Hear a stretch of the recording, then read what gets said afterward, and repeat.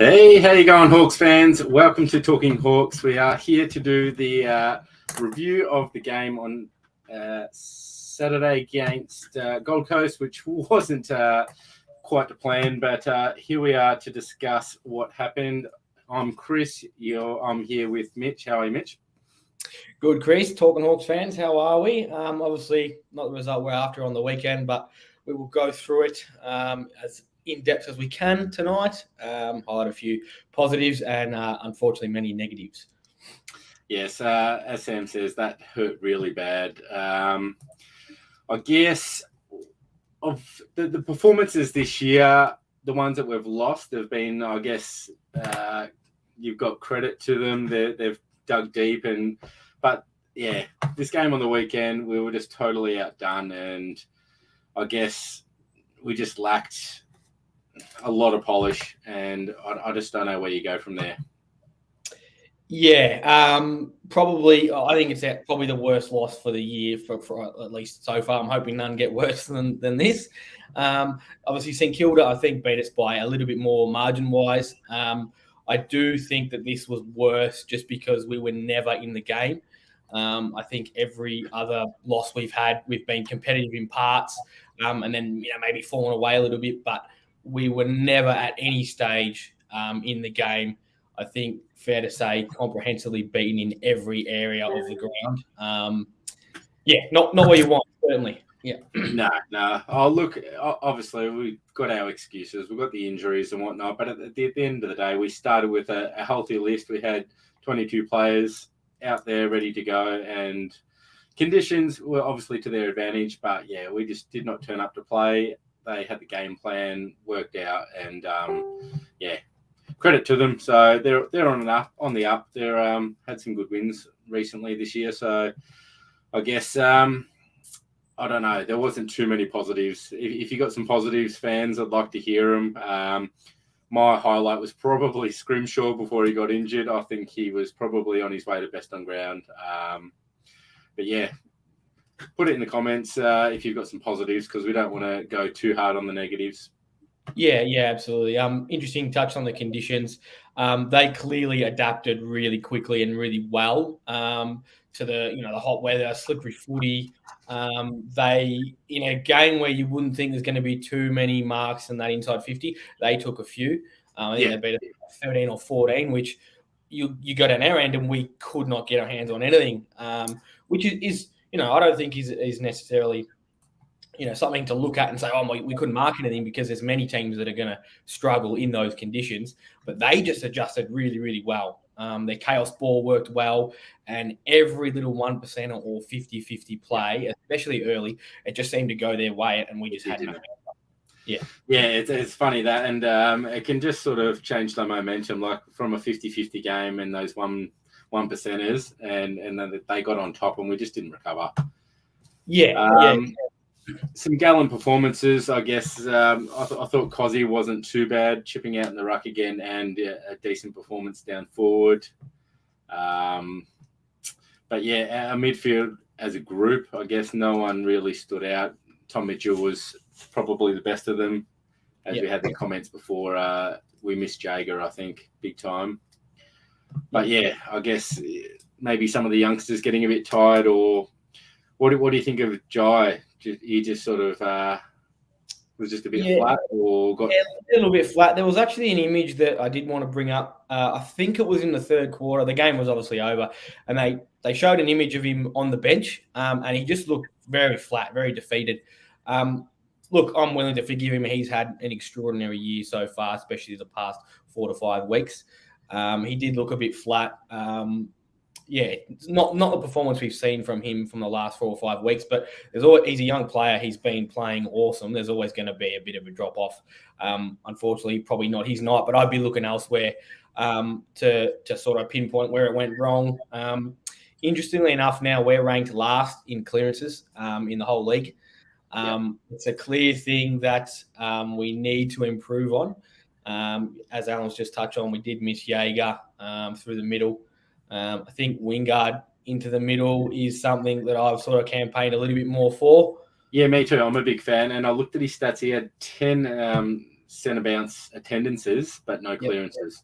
Okay. Doesn't mean he didn't have an impact in there. That's just the stat sheets. But yeah, you just want more out of him, don't you? Correct. Yeah, you do. I think Sam actually did mention in his post-match press conference that. Did you pick up on that at all? Sorry. Jai. I didn't notice it, but if he was, fair credit to him, because I did notice Rao was actually quite quiet. I think he was pretty quiet, yeah. So he was quiet. So if that was the case, then maybe we're being a little bit hard on Jai. I need to give him a tick. But if that was the case, I think he's done a good job. Because Rao, like I said, Rao, I think it was only 16 disposals off the top of my head. Interesting point there, Cam. He's come onto the scene and just performed so well. And we've given a few of our youngsters a rest this year, so maybe a week. We've got the bye coming up, so yeah. But yeah, fair call. He's done it week in, week out, and we've asked a lot of him this year. Yeah, correct. I think we're looking elsewhere if we're looking for lifts in that midfield department. He's not the problem. I think he's probably our best midfielder at the moment, and that includes a Brownlow medalist in there as well. So if he's the best, big ticks for Jai. I guess we move on to our Jarman Impey and Frosty at the match review and tribunal, or whatever you want to call it. Got Jarman Impey on Ben Ainsworth for a $1,500 fine, reduced to a $1,000 fine for an early plea. I'm not sure that we can confirm he's accepted, but I can't see why he won't accept that one. First offence. So, and Frosty against Brandon Ellis, classified as forceful front-on contact, careless contact, medium impact, high contact. The high contact's the part that really gets the 1 week. If it wasn't high, he probably just gets a reprimand. But again, first offence, which is good because he's played a lot of games. I just don't think it's worth the challenge, and I think he'll accept if he hasn't already. Yeah, I don't think it's been literally confirmed yet, but I'm hearing that, he will accept the ban. I don't think it's worth challenging it. The AFL are really cracking down on instances like that. He was going for the ball, but it was very careless, and he's made contact with the head. So straight away, as soon as that's going to happen, you're generally looking at a week, especially as they are trying to cut down on anything that's sort of, above the shoulders. Yes, exactly. Got to protect the head, especially with all the concussions going on this year. Correctly. Interesting enough, I did see a comment with clearances possibly getting better. So we do have a ruckman. I thought that Howe, Frosty, Cozzy, and Nash all tried their best against Wits. There we are, Linda. Thanks for joining us, Linda. Correct, thank you. But I think I believe Reeves and Lynch are both still at least a week away. So there you go. Thanks, Riley. I think they'll be. I know Lynch is probably unlikely to get up for the Collingwood game, so possibly looking at that another week. Hopefully, Reeves is back fit soon, because we do really need a bit of first use in there, which obviously helps having an established ruckman in there. Yes, it does, and we can anticipate what might happen in this mid-season draft, but we can't really speculate too much as we don't know what direction the club's going to go in. So, whether we have a ruckman next week or not, still to be decided. But we've obviously got probably looking at the loss of Frosty down back. And if we do go with what we anticipate with James Blank in from Box Hill, he would slot straight in my opinion. Yeah, absolutely. Yeah. We'll touch on the mid-season draft a bit later. I think Daz did some videos with you during the week, Chris, about the mid-season draft. We'll do that a bit later on. Hawks fans and Chris, what I'd like to hear from you. I thought Harry Morrison had one of his better games in recent weeks. I had him in the votes. How did you see his game? He did have a few turnovers. I think Daz mentioned in his player review, I think he had 7 turnovers, but in a game where there was, I think, 167 turnovers in total, he's not the only one. No, exactly. I did flick through the stats, and almost everyone I was looking at in my top 5, everyone had 3 or 4 turnovers, I think. So that was just a standard on the night for the conditions. I was very impressed. He's obviously running very hard and getting to the right positions. And, I think his defensive side of his game just lifted a little bit. and it's just given him an overall better output.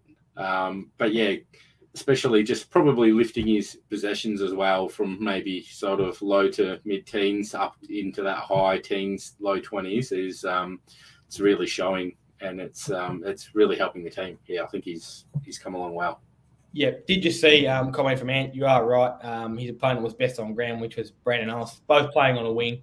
Obviously, he had a fantastic game as well, but I thought for most parts, Morrison was pretty good as well. He played a similar role to Alice, and he did a decent job, I thought. Yeah. All right. We've just got our guest of the night, Cherie O'Neill, the VFLW coach, and I'll just jump straight in and bring her into the stream. Welcome to the show, Cherie. Thanks for joining us.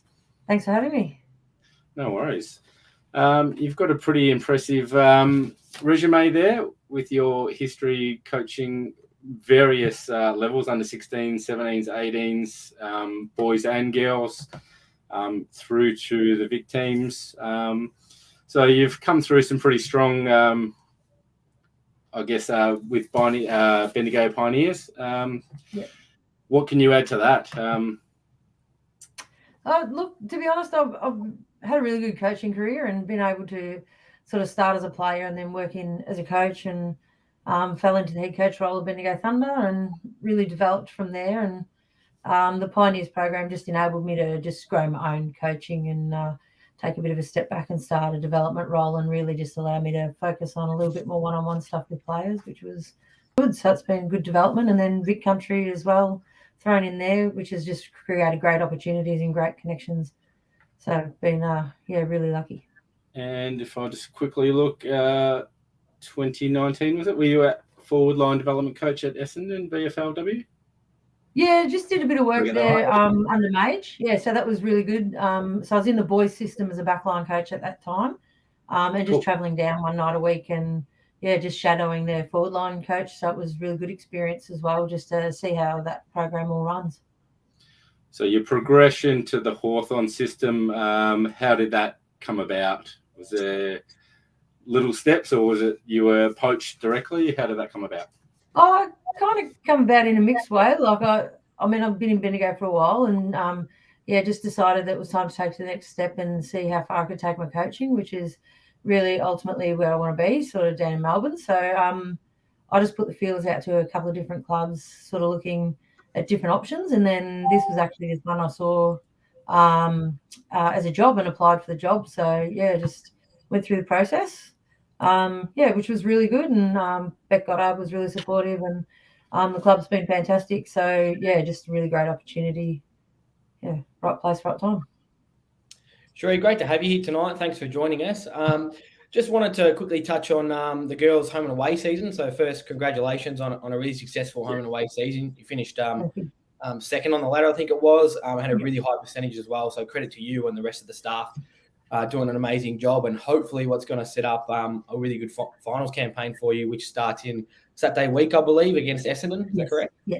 Yep. So I think Saturday against in Windy Hill against Essendon. Last time you played, I believe, was a draw. So top of the table. I think you two have been sort of the clear standouts for the VFLW in the season. How do you see that game going, and what's the biggest key to beating them? Well, it's really interesting because it's been such a mixed season. Like, even when you look at the results, some teams, some results have just been a bit out of left field, I suppose. But what I've noticed is that we've never played the same team ourselves twice. So we've had a lot of players obviously drafted to AFLW, and most of them aren't playing. So we've enabled a lot of young girls to come up. But I think sticking to our structures is the main one, just believing in in the process that we've been working hard at all season. So been trying to create a really good tight group, and belief in structures, belief in each other, and just really just trying to play fundamentally good football. But I think if we're accountable and play some really good one-on-one footy, then it's anybody's game.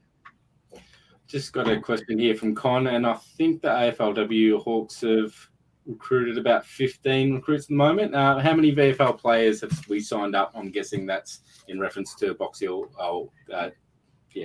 Yeah. Off the top of my head, I think there's been about 8 to Hawthorn, I think, roughly. I think there might even be more. I know we lost a few to Sydney early, which is really exciting for them. So they've travelled up there and given them a great opportunity up there. So, a lot of players and, have come out of our actual VFLW side. So, as I said, we've lost them as we've gone, and it's created great opportunities for other people to step up and be noticed as well. So it's really exciting for the program. I think it's been great. The Players Association just got the bargaining agreement through for a big pay rise, which is great for the women. They can sort of not rely so much on their day-to-day jobs and commit more to the footy. So do you think that's helped the AFLW team in their inaugural season recruit players, having a little bit more pull power with the money? Yeah, well, I think it helps it everywhere across the board. Like it's hard to create a lead environment where people are working full time and running from their work to training, and it's really hard. So to give these girls a little bit more of an opportunity to lighten their load is fantastic. And you're right, it's always money talks a lot of the time, but it also, I think, if you've got to set up a good program and good foundations and have good staff, which I believe Hawthorn has. Yeah, it must be exciting to be around the club at the moment with the pay rise and whatnot that's come in. There's more eyes on the footy than ever now, and as we're seeing the AFLW grow, that's only going to have an effect on the VFLW as well. There'll be more and more eyes to it. What's the feeling like around the club at the moment? I'm sure you've got some girls on the side that are possibly hoping to look to be drafted into the AFLW, but they're also on the eve of a finals campaign where we're hoping that they can be really successful. Yeah, it's as you say, it's just a matter of keeping them focused. So it's really hard. It's hard for everyone really to stay focused.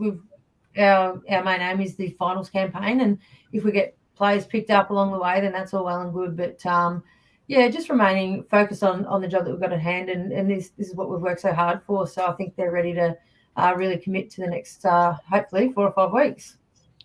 I've got another question here from Brooke Arlett. Will the Box Hill team be working with Beck and the AFL team, which was what I was going to reference? Beck Goddard, obviously, you took over her role as she stepped up to AFLW coach.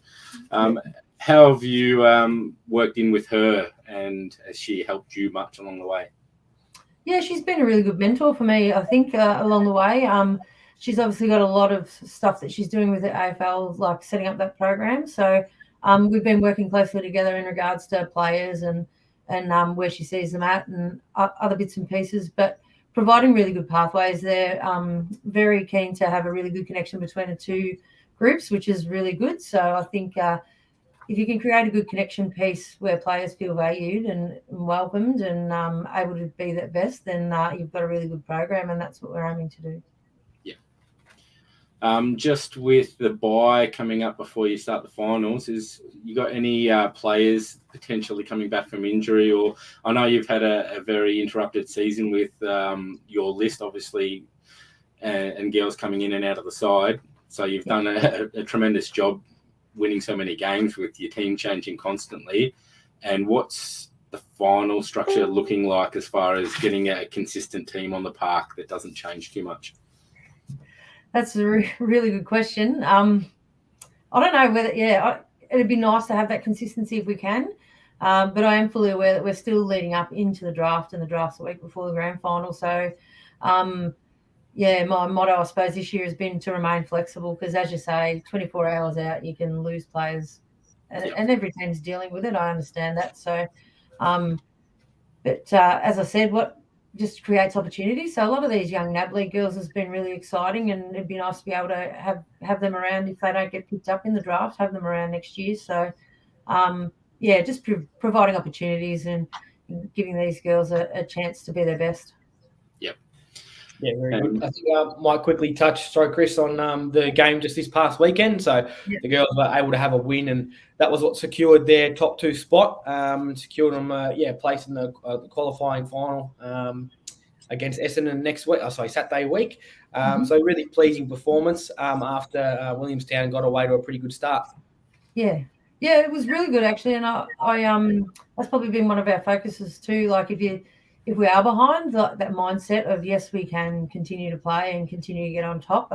And credit to Williamstown, they gave it to us on the weekend. So really made us earn it. And as I said, with a lot of younger ones, like 3 debutants in there, it's just basically trying to, reiterate, keep to your structures and keep playing the games that you want to play, and just trusting the process. So it's trying to just develop these younger players and give them some confidence leading into finals. Yeah, like you said, that strong finish, you did that with the draw against Essen with 3-1 in that last quarter. So that was awesome to come back with your back up against the wall. Hopefully that doesn't happen in this first final and we can lead from start to finish. Yes. What's jumping ahead quickly? You probably don't want to look too far ahead. Are you contracted for next year, or where do you stand in this? Still in discussions about that. So like as you say, it's really busy with the AFLW coming in. So my focus mainly is getting into this final series and having a real good crack. So that's where my focus is at the moment, and then maybe as that starts to wind up, then those talks will start happening. Yep. There we go. Just asked there. Yeah, how does it have back? Meg Hudson's back into the side, and very handy now that she will qualify for the finals. Yeah, we just with Tam being picked up, and just need a little bit of leadership out there, just somebody to steady the ship, so to speak. And Meg brings obviously a wealth of knowledge and leadership and opportunities, and the younger ones said it was just great out there to have her out there. So we'll keep looking at that and see where it goes in the future. But she played a really important role for us on the weekend, so I really appreciate what she's done. Yeah, beautiful. Because I think, am I right in saying that she was more of an, an off-field sort of role? She'd been carrying drinks on game day. She'd been, just getting around the girls and providing a really good leadership sort of off the field. But it must be really awesome for the other girls, to be able to have that on field as well now. Yeah, so she's been the runner for us all year, and definitely so she's been at trainings as well, like for us one night a week, and really valuable support for the girls as a bit of a player mentor, really. So. They've got a great connection with her, and I think they really appreciated having her out there. Yeah, beautiful. All right. Thanks very much for your time tonight. If you've got a final message for the fans out there about the final series and getting behind the club in the future. Yeah, absolutely. Stick with it. And I'm new to the club this year, and it's been incredible. The staff have just been amazing. So really great club to be involved at. Hawk supporter for life anyway, so it's been a bit of a dream of mine. But stick with us. Yeah, teams change week to week. We'll go out fighting and do our best to represent that jumper. So just hang in there and keep supporting us. Absolutely. Beautiful. Thank you very much for joining us. All the best in the finals, and hopefully we might even see you at the ground. I'll be making an attempt to get there. So all the best, and hopefully we can hold up a Premiership Cup at the end of the season. Fingers crossed, and thanks everyone for all the messages down below. I appreciate it. Cheers. Thank you. Thank you. Cheers, guys. See ya. Cheers. That was good. We finally got involved in the women's side of the Hawthorn system. So that was great. Yeah, very good. It's exciting to see how quickly that's starting to really, gain some wheels and gain traction. That will only get better. As I said, as there's more eyes on AFLW, that's really going to help filter down to VFLW, and then hopefully improve the programs at a youth level, and then get young girls playing footy sooner and making a career out of it, just as the men do. Yeah, it is really great, isn't it? All right. What else have we got to talk about? The VFL. We haven't touched on the Box Hill game yet against Gold Coast up there. Correct. Yes. Box Hill, another good win. They've situated just outside the top 8 now. They did get into it, but they're now 9th. I think it's Brisbane that are 8th. They've got I might be wrong there, but someone's 8th that's got a really healthy percentage. I know that. And so we're probably looking like, pushing for finals, which is good. They had a 89 to 111 win over Gold Coast, which was really pleasing. Callow in one of the best, kicking 3 goals. So it was really good to see him hit the scoreboard because we were two goals down at halftime and were able to come back. And I think we had a 5-2 third quarter, and then able to follow that on in the fourth and put a good win on the board. Yeah, like the VFLW women's team, the Box Hill boys have done great in being strong coming home in the second half. So not that that's the way you want to win, but if that's what's working, keep getting the wins on the board. What else have we got there? Just wanted to touch on maybe a couple of the best players through Box Hill. So Pravara listed again in best, which he was best on last week as well. Callow was listed in there as well. Hardigan had a really good game, so interesting. He could be possibly coming in for Frost, who was suspended, as we know.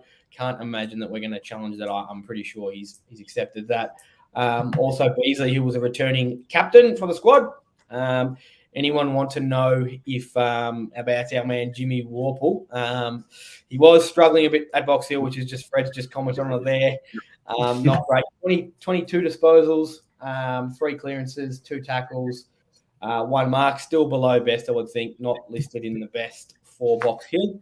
I would think he's still a few weeks away based on that performance. Yeah, you would think so. You would. We were hoping that he would go to Box Hill and just throw the house down and fight his way back into the team. But I guess if he hasn't performed, it doesn't really warrant coming back into the team, does it? Yeah, it certainly wasn't. Well, I don't think it was bad, but it was certainly wasn't something that's going to jump you straight back into the senior squad straight away. Anyway. Yeah. I guess we move on to. Have we got more Box Hill stuff, or we wrap that up? I just think more goals for Ferguson. Didn't see how many he kicked. I was focusing on buckets. I thought he kicked 3 or 4. 3 or 4, must be 4 then. I think because Callow kicked 3, so yeah, good to see. I'm sure he's not far away. Yeah. All right. So Hawthorn moving forward next week. We've got Collingwood, who are in some bloody good form.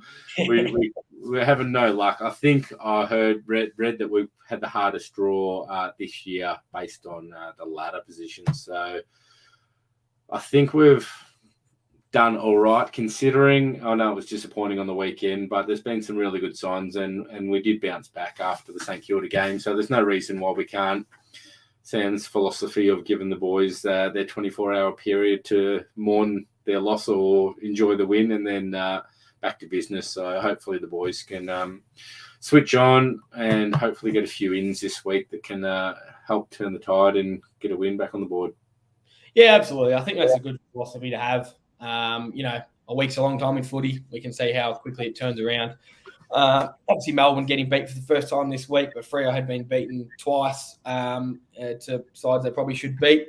Was it Collingwood that beat Freo, I think? I think Gold Coast might have got over them as well. I don't know if my memory is correct there. But, and then they obviously come out and beat Melbourne. So, week's a long time in footy. We'll look to we'll already be looking to the Collingwood game in amongst the side, see who can come in, hopefully give us a little bit of a fresh look. I do agree, Tom. I do think we need a ruckman back. It's going to help us in the middle. It's going to help us get first use, which is then going to help all the other areas of the ground, because I think if you look at where we've struggled the most this year so far, you have to look at the middle. Where, as I said before, we're ranked last in clearances. That's never a winning formula. We got smashed in contested possession on the weekend. Really need to make a change in there if we want to start winning more games of footy in the latter half of the year. Yeah. All right. Well, we're moving into the preview a little bit here, so we should save that for the Thursday show, which we'll be able to report on after the mid-season draft and have a bit more information there. We did place mental blank Brocky on the long-term injury list. So we do currently have the option for a second pick, which suspected the Hawks would open up. It's interesting. Yeah, so pick 6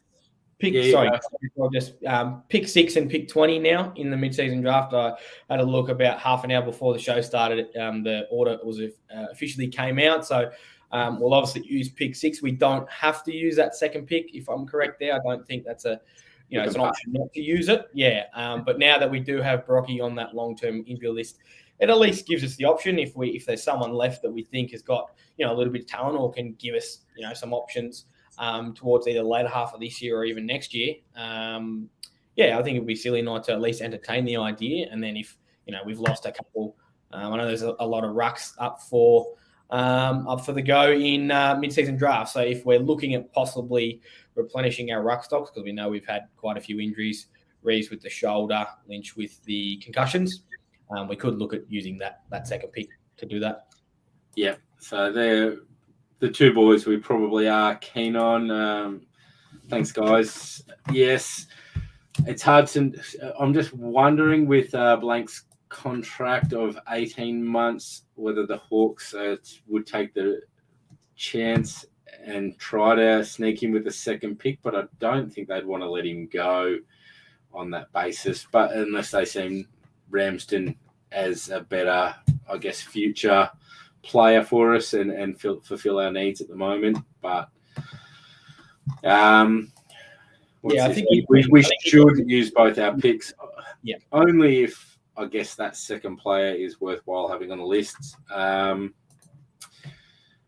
think gets a game. Gets a gig. I think he's been strongly linked to us when he obviously plays at Box Hill. When it was linked to his 18 months, he elected to take the 18-month contract. That only strengthens his chances of being at Hawthorn.